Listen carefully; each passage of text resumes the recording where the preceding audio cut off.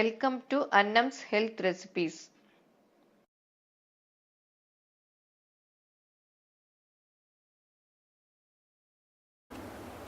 இன்னைக்கு இளநீர் சர்பத் எப்படி செய்யலான்னு பார்ப்போம். இதுக்கு நல்ல வழுக்கையான இளநீ வாங்கிக்கணும். ஏன்னா தேங்காயாக இருந்தால் இந்த சர்பத்துக்கு நல்லா இருக்காது.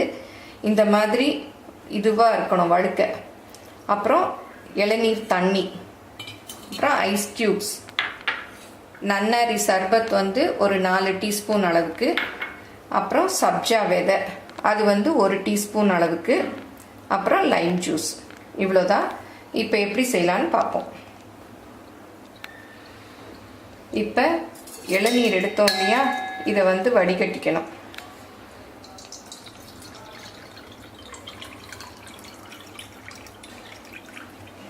இப்போ இளநீரை இந்த வழுக்கையெல்லாம் அப்படி எடுத்துக்கணும் ஸ்பூனால். அந்த ப்ரௌனு அந்த ஓடு வராமல் அந்த இது ஃப்ளஷை மாத்திரம் எடுத்துக்கணும். இது பெருசாக இருந்தால் சின்னதாக கட் பண்ணிக்கலாம், இல்லை இந்த மாதிரி சின்ன சின்னதாக வந்ததுன்னா அப்படியே போட்டுக்கலாம்.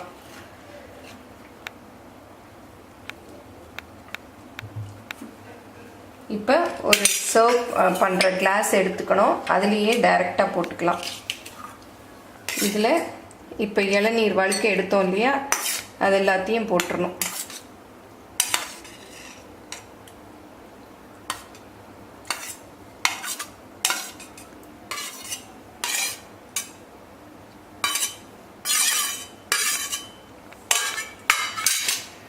அப்புறம் சப்ஜா விதை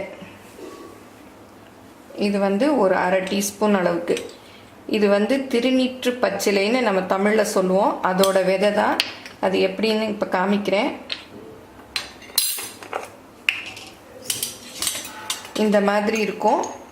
இதை தண்ணியில் ஒரு 10 நிமிஷம் ஊற வச்சோன்னா அது நல்லா ஊறி இந்த மாதிரி வந்துடும். இது உடம்புக்கு நல்ல குளிர்ச்சி தரக்கூடியது.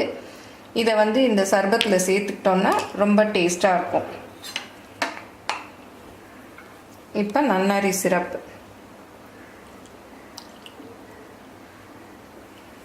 போட்டு நல்லா மிக்ஸ் பண்ணிக்கணும். அப்புறம் இந்த இளநீர் தண்ணி வடிகட்டி வச்சுருக்கோம் இல்லையா, அந்த இளநீர் தண்ணி.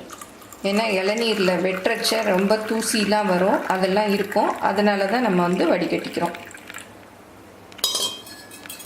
அப்புறம் ஐஸ்,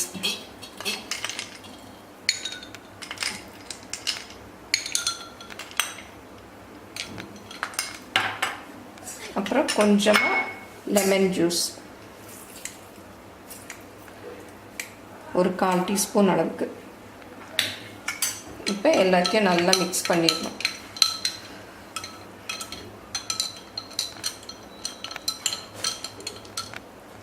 இப்போ இளநீர் சர்பத் ரெடி ஆயிடுச்சு.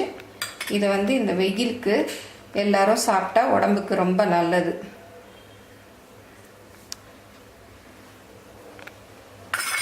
இப்போ இளநீர் சர்பத் ரெடி பண்ணியாச்சு.